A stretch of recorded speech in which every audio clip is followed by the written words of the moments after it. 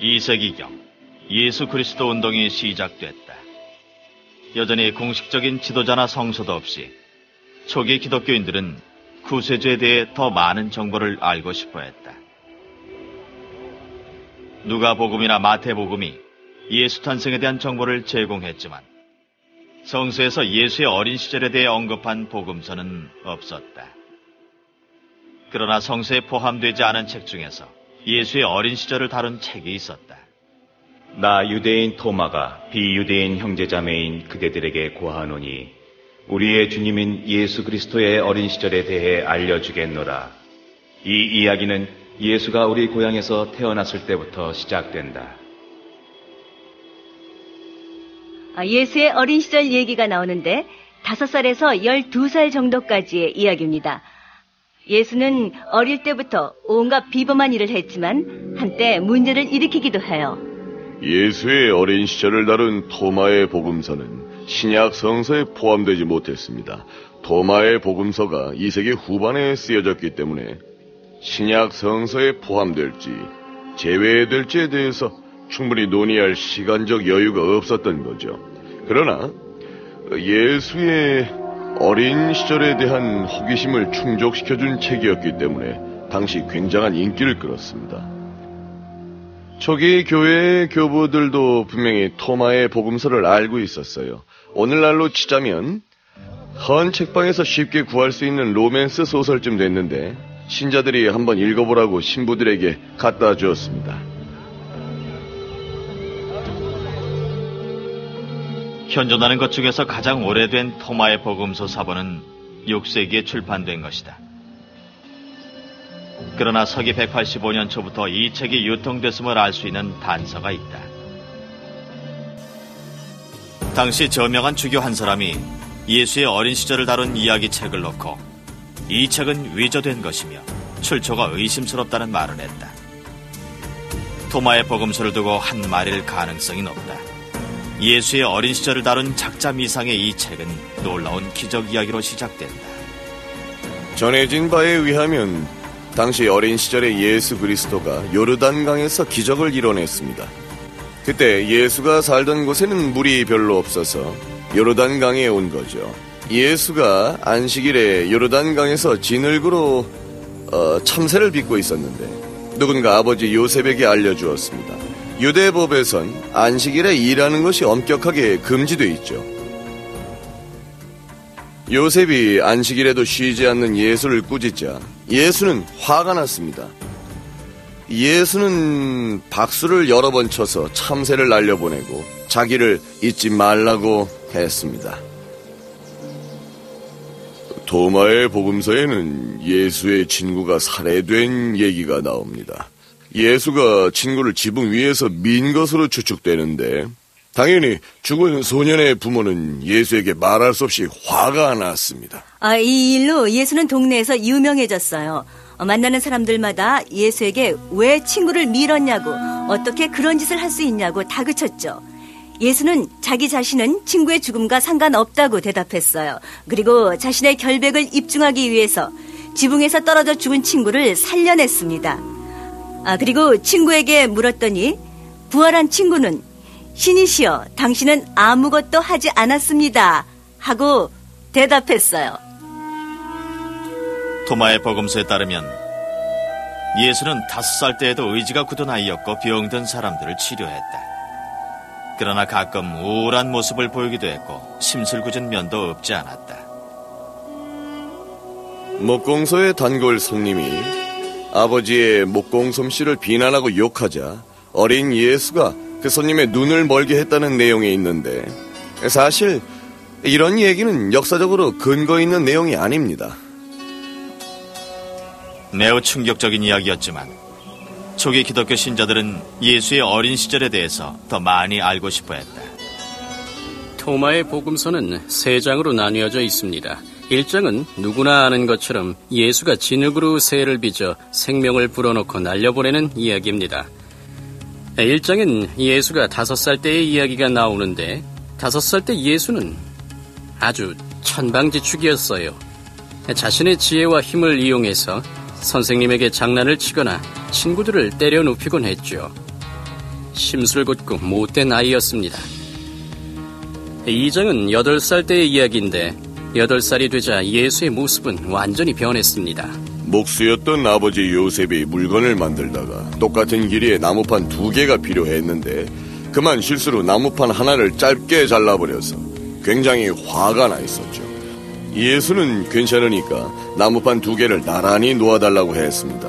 그리고 짧은 나무판을 늘려서 나무판 2개의 길이를 똑같게 해놓았습니다.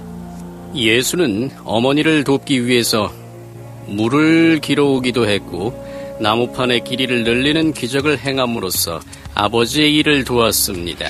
독사에게 물린 형 야고보를 말끔히 치료해 주었고 한 알에 나달을 심어 가난한 사람들을 배불리 먹이는 기적을 행했죠. 이 시기에 예수의 지혜와 기적의 힘은 모두 선행을 베푸는 데 쓰였습니다. 마지막 장에서 예수는 12살이었고 그때 누가를 만났습니다.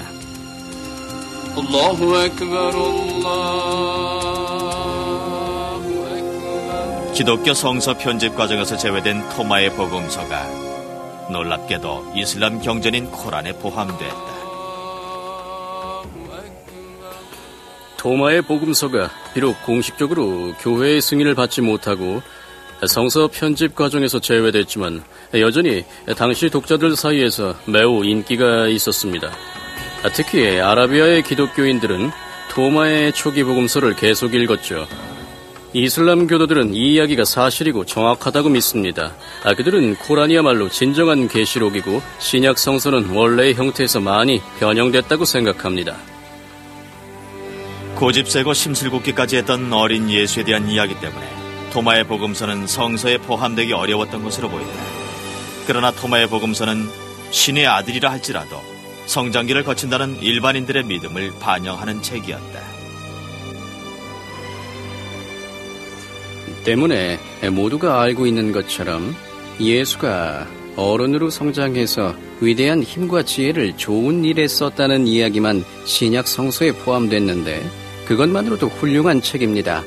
왜냐하면 많은 어른들이 여전히 자신의 힘과 지혜를 좋은 일에 쓰지 못하고 몇몇 강대국들조차 자기들의 힘과 권력을 좋은 일에 쓰는 방법을 알지 못하니까요. 성서 편집 과정에서 제외된 책 중에는 예수의 어머니 마리아의 순교를 주장하는 책도 있다.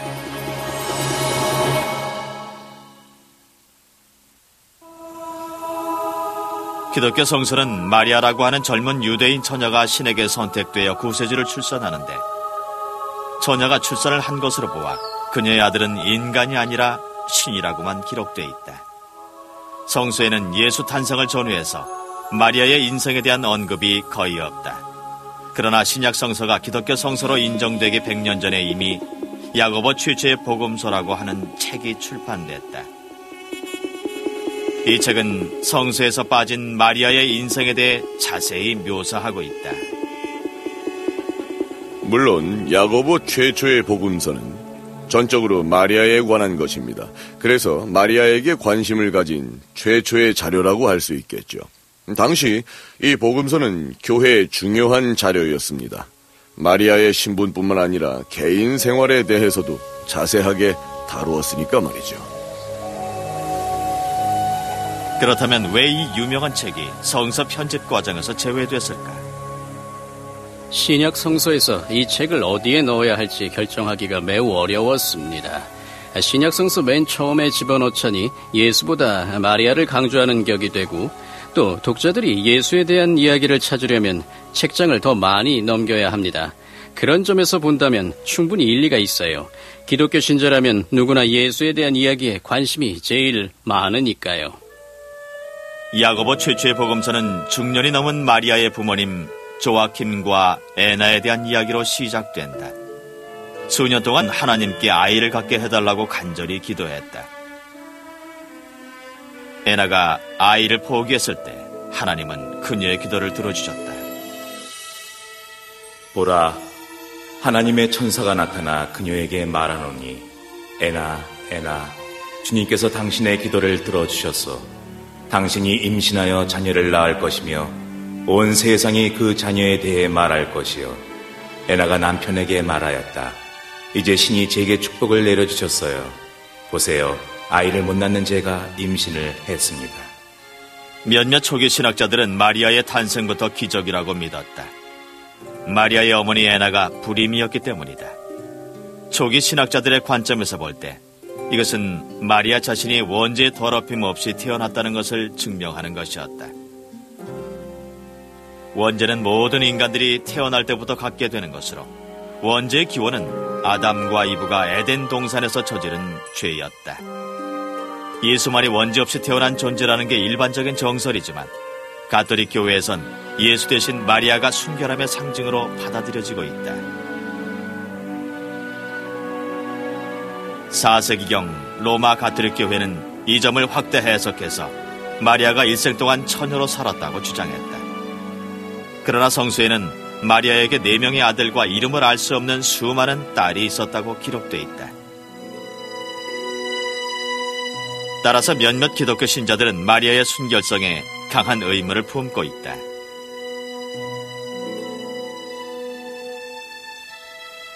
마리아의 처녀성을 인정하고 받아들이는 데에는 문제가 있습니다.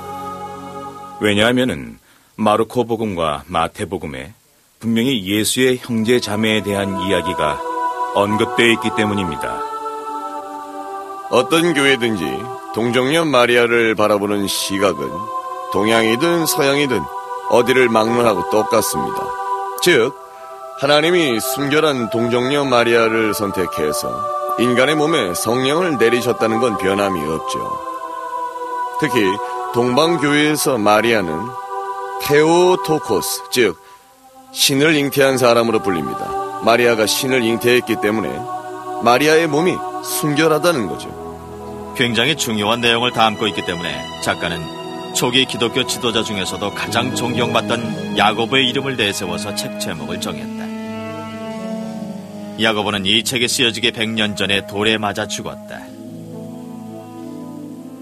어떻게 보면 야고보 최초의 복음서란 제목 때문이라도 초기 교회 시대부터 이 책의 중요성은 더욱 강조될 수 있었습니다.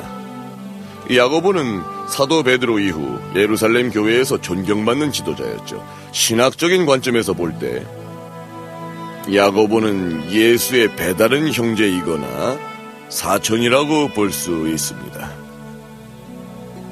이 책은 고대 시대에 유대인들이나 기독교 신자들에게 매우 인기 있는 책이었습니다. 고대의 유명한 예언자이자 사도의 작품이었으니까요. 야고보 최초의 복음서는 마리아 자신이 처녀 잉태로 태어났다는 사실뿐만 아니라 예수 또한 처녀 잉태로 태어났다는 사실을 다시 한번 강조했다. 마리아가 임신을 하자 요셉은 화가 났습니다. 물론 예수의 처녀 잉태설은 성서에 포함된 복음서를 통해서도 알고 있는 내용이었죠. 이 이야기에선 살로메라는 이름의 여성이 등장합니다. 그녀는 마리아가 처녀라는 걸 확인시켜주기 위해서 등장합니다.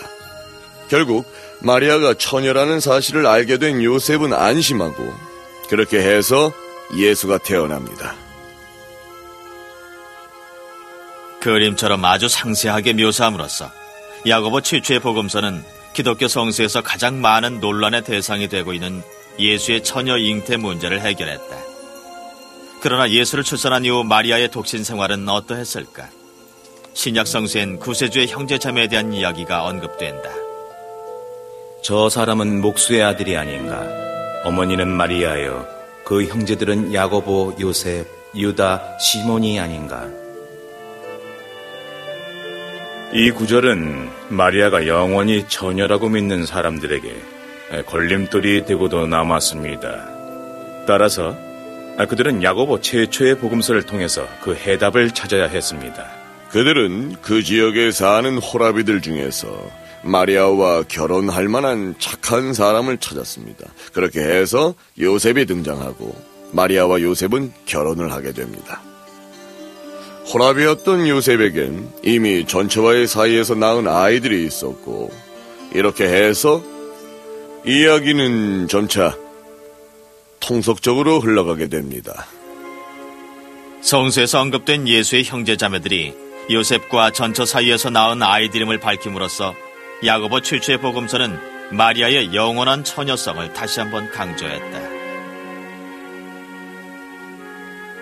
예수의 형제인 야고보 최초의 복음서를 통해 요셉이 전처와의 사이에서 낳은 아들과 딸들이라는 사실을 밝힘으로써 예수에게 또 다른 형제 자매들이 있다는 성서의 기록을 뒷받침하고 마리아의 영원한 처녀성을 입증한 것입니다. 기독교 성서 편집 과정에선 제외됐지만 이 이야기는 수세기 동안 근동 지역에 널리 퍼져 있었고 이슬람 경전이 집필될 무렵 아랍의 기독교인들에게까지 알려졌다. 코란엔 요셉과 마리아의 결혼뿐만 아니라 요셉의 아이들 그리고 예수의 처녀 잉태설에 대한 내용이 등장한다. 코란은 많은 여자들의 얘기가 언급되지만 누구누구의 아내 또 누구누구의 딸 어느 지역의 여왕이라고만 나올 뿐이고 유일하게 이름이 언급되는 여자는 마리아뿐입니다. 따라서 마리아는 코란에서 매우 중요한 역할을 합니다. 누가복음에서 마리아에게 예수 탄생을 알린 이야기는 코란 19장의 내용과 매우 흡사합니다. 천사가 말했다. 주님의 부름을 받고 너에게 소식을 전하러 왔다. 주님이 너에게 위대한 아들을 내리셨다. 그녀가 말했다. 제가 어떻게 아들을 가질 수 있나요? 이 몸은 처녀입니다. 그가 말했다. 주님께서 그 정도는 내게 매우 쉬운 일이다 하고 말씀하셨다. 하나님께서 인간들을 위해 은총을 내리셨다. 이 일은 이미 결정된 일이다. 성서보다 코란에서 마리아의 이름이 더 많이 언급되지만 이 사실을 아는 기독교인들은 매우 드물죠. 이슬람 교도들도 기독교인들처럼 동정녀 마리아가 예수를 낳았다고 믿고 예수의 처녀 잉태를 믿습니다. 2세기경 기독교인들 사이에서 굉장한 인기를 누렸음에도 불구하고 기독교 성서에 포함된 이야기는 예수의 어머니 마리아에 대한 이야기가 아니라 예수의 이야기뿐이었다.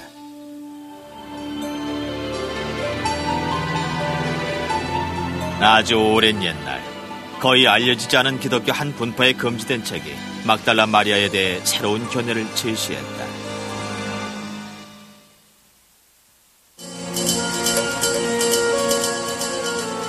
고대 역사와 성서를 연구하는 학자들은 일생 동안 고대 문헌이 발굴되기를 간절히 바랬습니다. 그들은 성서 이야기를 뒷받침해주는 귀중한 문헌들을 발견할 수 있다고 믿죠. 고대 문헌들이 중동의 모래밭 깊숙한 곳에서 발견되기만을 기다리고 있을까? 1945년 아랍의 한 농부가 이집트 사막을 여행하던 중에 커다란 단지에 걸려 넘어졌습니다. 이 단지 안엔 고대 문헌들의 사본이 들어있었죠. 13권의 책은 예수에 대한 이야기와 초기 기독교인들에 대한 이야기로 현재 성서에 나오는 내용과는 매우 달랐습니다.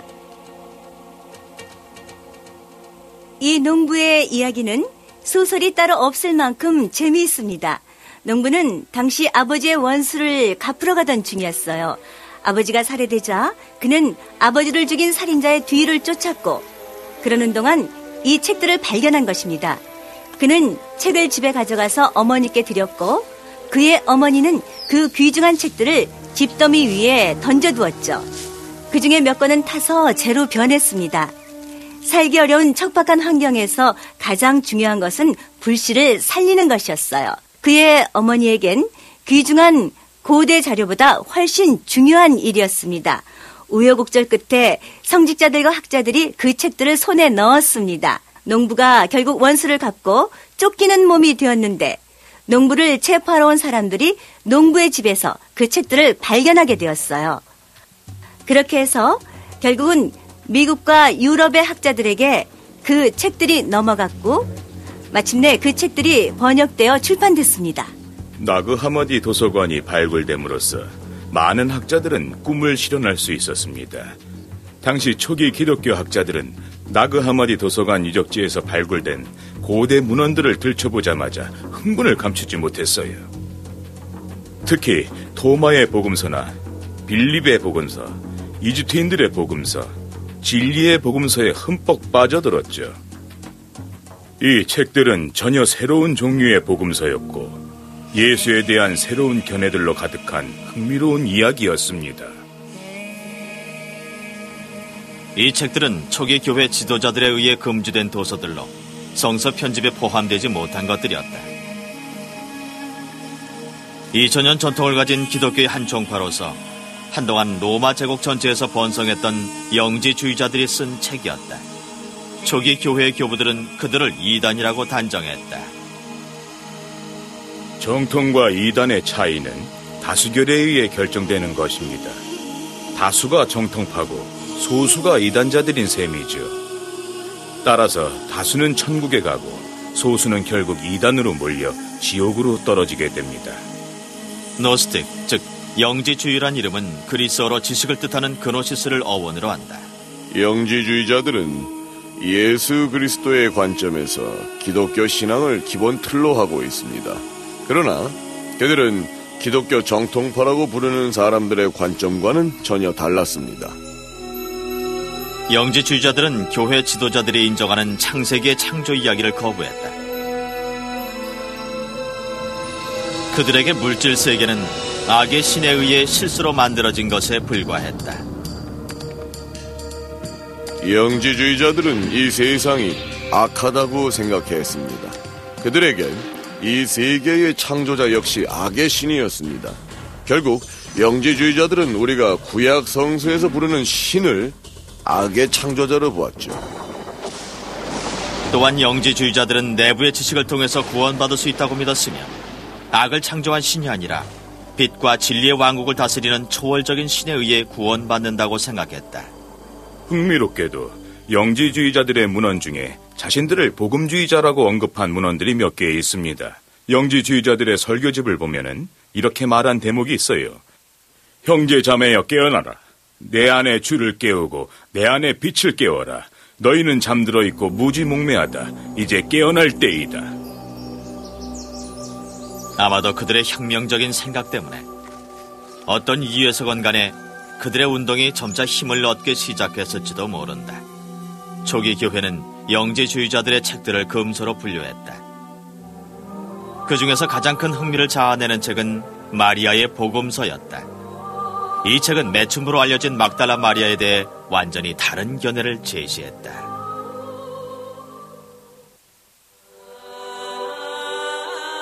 마리아의 복음서는 막달라 마리아에 대한 새로운 견해를 제시했다. 막달라 마리아는 독립적인 여성으로서 예수의 사도였으며 예언가였다. 마리아의 복음서에 예수 승천 이후 베드로와 안드레아, 마리아가 둘러앉아 이야기를 나누는 장면이 나옵니다. 베드로는 마리아가 예수로부터 대체 뭘 배웠을까 궁금했어요. 마리아와 예수가 특별히 가까운 사이라고 생각했으니까요. 그래서 예수가 자기들이 알고 싶어하는 중요한 이야기를 마리아에게만 해주었을 거라고 생각했습니다. 베드로는 막달라 마리아가 예수 주변을 맴돌던 여자들 중에서 가장 중요한 여자라고 생각을 했지만 그 점에 대해서는 별로 상관하지 않았습니다. 그런데 마리아는 자신만이 예수로부터 특별한 가르침을 받았고 자기가 예수의 사랑을 독차지했다고 주장했죠. 막달라 마리아가 사도들에게 한 이야기는 초기 기독교 영지주의자들의 신비주의적 가르침을 반영하는 것이었다. 오늘 당신의 환영을 보았습니다 하고 말했더니 구세주께서 내게 말씀하셨다. 내 모습을 보고 손을 흔들지 않았는가? 마음이 있는 곳에 귀한 보물이 있노라. 그렇다면 환영을 보는 사람들은 영혼을 통해서 보는 것입니까? 구세주께서 말씀하시길 영혼을 통해서 환영을 보는 것은 아니다. 그러나 우리의 마음이 그 안에 있기 때문에 환영을 보는 것이다. 처음으로 사도 안드레이는 그녀가 배운 가르침이 좀 이상하다고 느끼고 어떻게 예수가 그렇게 이상한 걸 가르쳤을까 생각했죠. 그때 베드로가 마리아에게 물었습니다. 그녀가 한 말을 토대로 한 게 아니라 그녀의 성별과 관련된 질문이었죠. 어떻게 예수가 우리가 아닌 여자에게 그런 얘기를 할 수가 있을까 하고 물었죠. 그때 사도 리바이가 막달라 마리아를 변호하고 나섰습니다. 이보게 베드로, 자넨 항상 성질이 급하군. 예수가 마리아를 소중하게 여겼는데 어떻게 우리가 막달라 마리아를 판단할 수 있겠나 하고 말했죠. 마리아의 복음서가 기독교 성서에 포함되지 않은 이유는 여러 가지입니다. 그 중에 하나는 물질 세계를 바라보는 영지주의자의 관점이 신약 성서와 맞지 않았기 때문입니다. 그리고 막달라 마리아가 이야기한 내용에도 문제가 있었죠.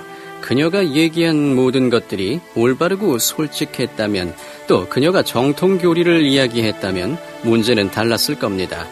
그녀는 모두 예수의 가르침이라고 했지만 신약 성서엔 포함되지 못했죠. 여자들은 지적이지도 똑똑하지도 올바르지도 않다고 생각했기 때문에 여자들을 정신적 지도자로 생각할 수 없었습니다. 때문에 막달라 마리아가 문제였어요. 예수 승천을 처음으로 알았던 사람은 바로 막달라 마리아였습니다. 남자들이 아니라 막달라 마리아였어요. 따라서 막달라 마리아가 높은 지위에 있었던 게 분명합니다. 그러나 나중에 신학자들이 고대 문헌을 분석하기 시작했을 때 물론 그 신학자들도 거의 남자였습니다. 그들은 막달라 마리아를 비판하고 악기가 쓰였다거나 문제가 많은 여자로 묘사했죠. 예수가 정말 사랑했던 여인이라고 하는 것보다 차라리 매춘부라고 하는 게 훨씬 간단하고 속 편했습니다. 당시 교회의 분위기를 그대로 반영한 것뿐입니다. 남자와 여자의 역할이나 지위에 관한 논쟁이기도 했죠. 초기 교회에서 막달라 마리아처럼 거침없이 자신의 의견을 얘기할 수 있는 여자들이 들어갈 자리는 없었습니다. 마리아 복음서에는 분명 여자들의 자리가 있다고 얘기했지만 신약 성서에는 그런 자리가 전혀 없었죠. 4세기 중반 영지주의자들의 문헌들이 교회의 검열을 받았다. 아타나시우스 주교는 모든 교회와 수도원에 편지를 보냈다. 그가 보낸 편지엔 신약 성서에 공식적으로 포함되는 책의 목록뿐만 아니라 신약 성서에서 제외되어야 할 목록까지 적혀 있었다. 베드로의 복음서를 비롯한 여러 복음서와 마찬가지로 마리아의 복음서는 초기 기독교 사회의 기준으로 볼 때 중요하지 않았습니다. 게다가 마리아의 복음서는 영지주의자들의 복음서라고 알려졌기 때문에 신약 성서의 목록을 결정하는 기독교 주류 사회에 호감을 받을 수 없었던 겁니다. 나그 하마디 근처에 몇몇 수도사들도 아타나시우스 주교의 소문을 들었을 거예요. 신앙심 깊고 교회에서 영향력이 대단했던 아타나시우스가 금서의 목록을 정했다는 얘기를 들었을 때 수도사들도 도서관으로 가서 금서를 모두 치워야겠다고 생각했습니다. 그러나 그들은 그 책들을 너무나 사랑했기 때문에 나일강에 던져버리거나 불살라버릴 수 없었어요. 그래서 책들을 커다란 항아리에 넣어서 나그 하마디 근처의 절벽 아래 커다란 바위 옆에 안전하게 묻었습니다. 이렇게 해서 땅속에 꼭꼭 숨어있던 고대 영지주의자들의 귀중한 책들이 몇 세대가 지난 후 세상 밖으로 나올 수 있었다. 당시 발굴된 고대 문헌에는 예수가 지옥으로 내려갔다는 신비한 이야기가 담겨 있었다.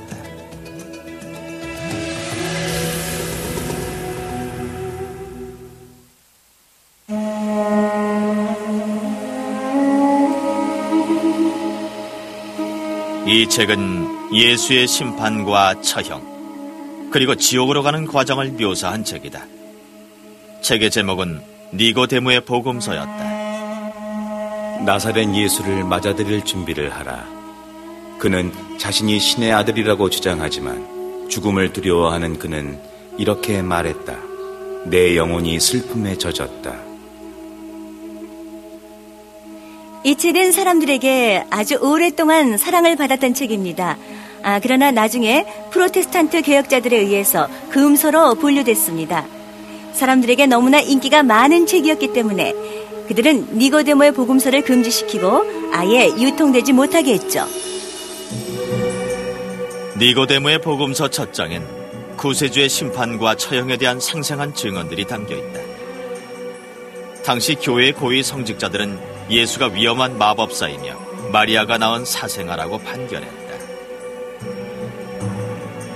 이 책의 첫 장은 3세기나 4세기경에 출판된 것이라고 추측됩니다. 4세기경 초기 교회 교부들이 직접 증언을 했기 때문입니다. 책엔 또 예수에 대한 갖가지 소문 때문에 신앙이 흔들리는 사람들의 얘기도 나옵니다. 죽었다가 다시 부활한 이 사람이 대체 누구인지, 혹시 예수가 매춘부의 아들이고 간통으로 태어난 자는 아닌지, 당시 예수에 대한 온갖 소문이 끊이지 않았습니다. 니고데모의 복음서 제2장엔 예수가 지옥으로 간 이야기가 나온다. 지옥의 왕들이 서로 이야기하는 동안 갑자기 천둥이 치고 강풍이 부는 듯한 목소리가 들려왔다. 지옥의 왕들은 문을 열라. 영원한 문들이여, 영광의 왕을 영접하라. 니고데모에게 지하세계는 오늘날 우리가 상상하는 그런 지옥의 모습이 아니었다. 단지 죽은 사람이 가는 목적지에 불과했다. 예수는 지옥으로 가서 야곱의 12아들 중에서 아담과 이사야, 아브라함을 자유롭게 해줬습니다. 그리고 주변을 걷고 있던 다른 사람들도 자유롭게 해줬죠. 지옥은 고통스러운 장소가 아닙니다. 구약 성서에서 죽은 사람들 중에서 이사야처럼 덕망이 있는 지도자나 예언자들이 있던 곳이지요. 그런 사람들이 지옥에서 자고 있었죠. 예수는 지옥으로 가서 예수보다 먼저 간 순교자들을 데려온 것입니다. 어찌 보면 아주 아름다운 신화 같은 이야기죠. 여러 사람이 함께 부활한 뒤 혼란한 세상으로 돌아와 정의를 회복했다는 그런 이야기니까요. 4세기경 교회 지도자들은 니고데모가 쓴 복음서의 내용을 모두 믿었다. 니고데모는 그리스어로 진정한 승리자라는 뜻이죠. 유대인 통치자를 그렇게 불렀는데 니고데모는 고대 이스라엘의 의회 겸 법원이었던 산헤드린의 의원이었고 예수의 추종자였습니다. 니고데모의 복음서가 날조된 것이라고 주장하는 사람도 있다. 그들은 기독교 신자인 작가가 구세주의 힘을 과시함으로써 이교도들을 감동시키고 전향자들을 끌어들이기 위해서 쓴 책이라고 믿는다. 누구를 현혹시키기 위해 쓴 책은 아닙니다. 책이 나왔을 때 사람들은 이미 수백 년 동안 그 이야기를 알고 있었으니까요. 단지 이 책은 그리스도의 순환사에다가 교훈적인 내용을 첨가한 것입니다. 비록 기독교 성서 편집 과정에선 제외됐지만 이 책은 기독교 신앙에 깊은 영향을 미쳤다. 아마도 십자가로 향하는 예수의 마지막 여정을 자세히 다루었기 때문일 것이다. 누가복음에는 예수가 십자가로 향하는 도중에 어머니를 만났다는 내용이 전혀 언급되지 않았기 때문에 초기 기독교 신자들은 매우 실망했습니다. 그들은 마리아가 그곳에 있어주기를 간절히 원했습니다. 당시 상상력이 풍부했던 작가는 예수가 십자가를 지고 처형 장소로 가는 장면을 묘사할 때 마리아를 등장시켰습니다. 덕분에 예수가 십자가를 지고 처형 장소로 향하는 장면이 굉장히 중요해졌습니다. 5세기경 예루살렘 성지 참배인들은 빌라도가 예수에게 사형을 선고했던 장소를 꼭 빠뜨리지 않고 들렸습니다. 모두 니고데모의 복음서를 읽었기 때문이었죠. 왜 니고데모의 복음서가 성서 편집 과정에서 제외됐을까?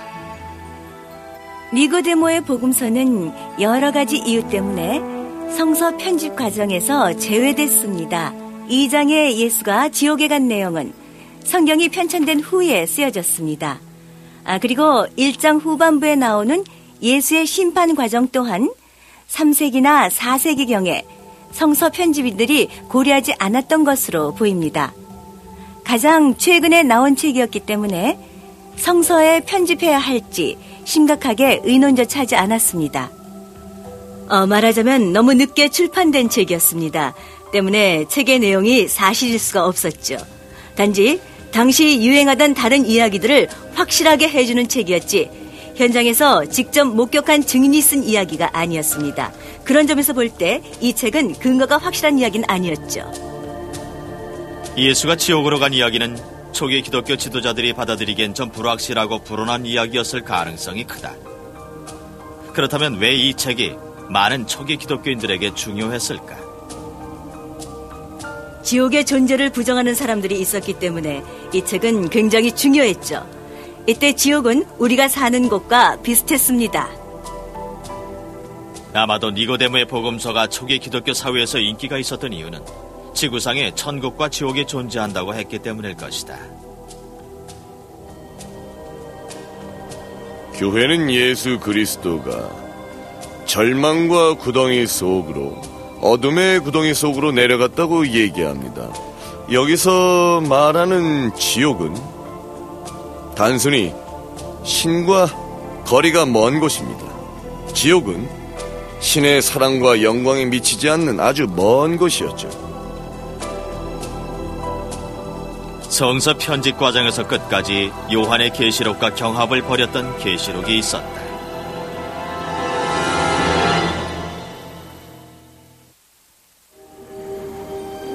주님이 오시기로 한 날, 동방과 서방의 아이들은 영생의 주 아버지 하나님 앞에 모두 모여라. 주님이 지옥의 강철문을 열고 그 안의 모든 것을 포기하게 할 것이다. 베드로의 계시록은 초기 기독교인들에게 인기 있던 많은 계시록 가운데 하나였다. 거의 성서 편집 과정에 포함될 뻔했지만 결국 요한 계시록이 선택됐다. 베드로의 계시록이 끝까지 물망에 오른 이유는 무엇 때문일까? 그리고 왜 마지막에 요한의 계시록이 선택된 것일까? 당시 많은 사람들은 예수의 사도들이 요한 계시록을 직접 썼다고 믿었습니다. 4세기경 거의 대부분의 사람들이 그렇게 생각했어요. 베드로의 계시록은 실제로 베드로가 쓴 게 아니라고 생각했죠. 요한의 계시록이 훨씬 더 공들여 쓴 책이라고 믿었습니다. 단순히 문학적으로 더 뛰어나다고 생각했어요. 베드로의 계시록은 원본이 아니라 이것저것 짜맞추고 고친 책이라는 인식이 강했기 때문에 문학적으로나 역사적으로 가치가 떨어진다고 여겼죠. 예수가 십자가에 못 박힌 지 3세기 후 로마인들은 기독교인들과 유대인들뿐만 아니라 로마 제국의 적이라고 여겼던 모든 사람들을 박해하고 처형했다. 바로 이 시기에 계시록에서 말하는 종말론이 등장하기 시작했다. 계시록이란 말은 그리스어로서 비밀을 폭로한다는 뜻입니다. 계시록은 실제로 신학적인 정의 테두리 안에서 하늘의 비밀을 밝히고 있습니다. 신이 직접 하늘을 열고 뭔가 중요한 것들을 공개하는 것입니다. 계시록의 내용을 담은 책들은 금서로 분류됐다.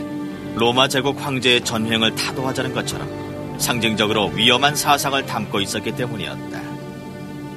계시록은 가까운 시일 내에 현재 우리가 살고 있는 악의 시대라든지 부패와 타락, 폭력의 시대가 종말을 구하게 될 것이라고 이야기하고 있습니다. 우리가 주로 표현하는 것처럼 세상의 종말이 아니라 악의 종말입니다. 신이 조만간 모든 것을 해결하겠지만 정확한 시기는 알 수 없었습니다. 역사적으로 박해가 심할 때 특히 계시록을 쓰는 사람들이 많습니다. 요한의 계시록이나 베드로의 계시록도 마찬가지였습니다. 2세기경 많은 기독교 신자들은 베드로의 계시록이 성령으로부터 영감을 받은 책이라고 믿었다. 아마도 성서 편집 과정에서 심각하게 고려됐기 때문일 것이다. 유세비우스가 성서로 인정되거나 논쟁이 많았던 책, 그리고 금서로 분류된 책들을 이야기하면서 그는 베드로의 계시록이 당시에 굉장한 인기를 누렸다는 사실을 인정했습니다. 실제로 유세비우스는 신약 성서의 맨 마지막 장을 장식하는 요한 계시록의 의혹을 품었고 요한 계시록보다 베드로의 계시록을 더 심각하게 받아들였죠. 베드로의 계시록은 죄인들이 끔찍한 형벌을 받고 올바른 사람들이 구원받는다는 점을 생생하게 묘사했다. 지옥의 진짜 모습이 어떤지 소름 끼칠 정도로 섬뜩하게 자세히 설명했어요. 마치 중세시대의 그림을 보는 것 같았죠. 신을 욕하는 자는 혀를 묶어 매달 것이고 간음한 자는 성기를 묶어 매달 것이라고 했죠. 예를 들어 간음한 자는 머리카락에 묶여 매달렸습니다. 고리대금업자는 특별한 방법으로 형벌을 받았죠. 아마 쓰레기 더미에 무릎을 꿇었을 거예요. 불경스러운 말을 하는 자들도 처벌을 받았습니다. 특히 베드로의 계시록에선 순교자들에게 불리한 증언을 하는 사람들도 처벌을 받았습니다. 그런 점으로 미뤄볼 때 베드로의 계시록을 쓴 작가는 순교자였을 가능성이 큽니다.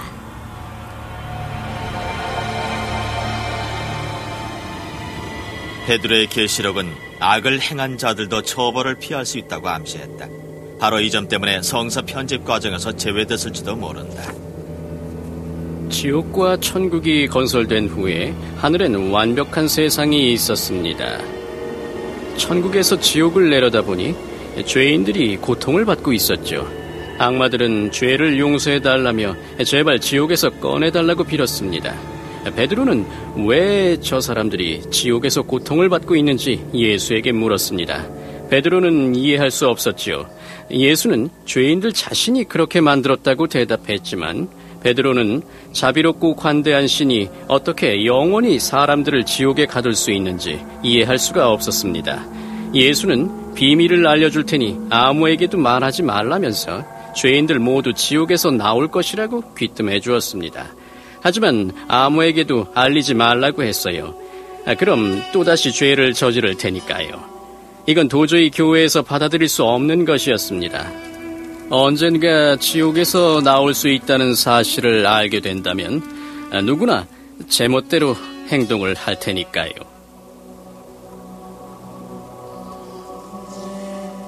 당시 영지주의자들이 쓴 두 번째 베드로의 계시록 또한 또 다른 종말론의 시나리오를 담고 있었다. 그러나 영지주의자는 이단이었고 따라서 이 책 또한 금서로 분류됐다. 영지주의자들은 주교와 집사들을 빈 껍데기에 불과하다고 했습니다. 그들은 교회의 권위를 뒤흔들고 영지주의 운동을 펼치고자 했습니다.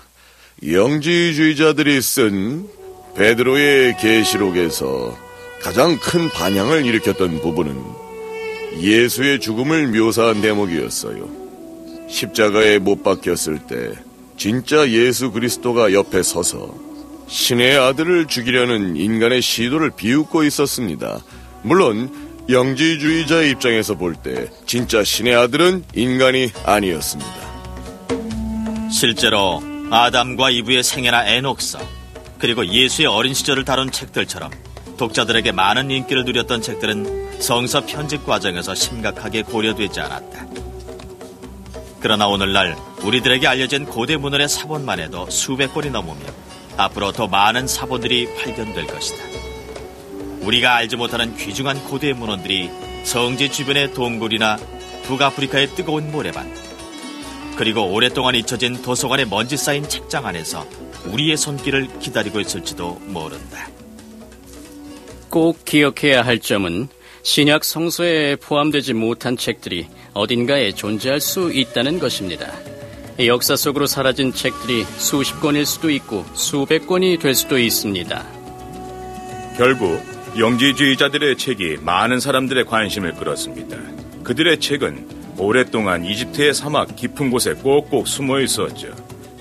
영지주의자들의 책 속에는 그리스 로마를 비롯해서 유대교와 기독교, 이슬람교의 자료들이 함께 있었습니다.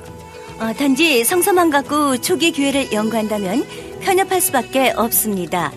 실제로 방대한 양의 고대 문헌들을 함께 연구해야만 예수가 누구인지, 예수 그리스도와 하나님의 관계는 어떤지, 기독교 신자들과 예수와의 관계는 어떤지에 대해서 다양한 사람들의 갖가지 견해를 이해할 수 있습니다. 성서라는 이름으로 묶인 몇몇 선택된 책들만 본다면 역사적으로도 크나큰 손실이죠.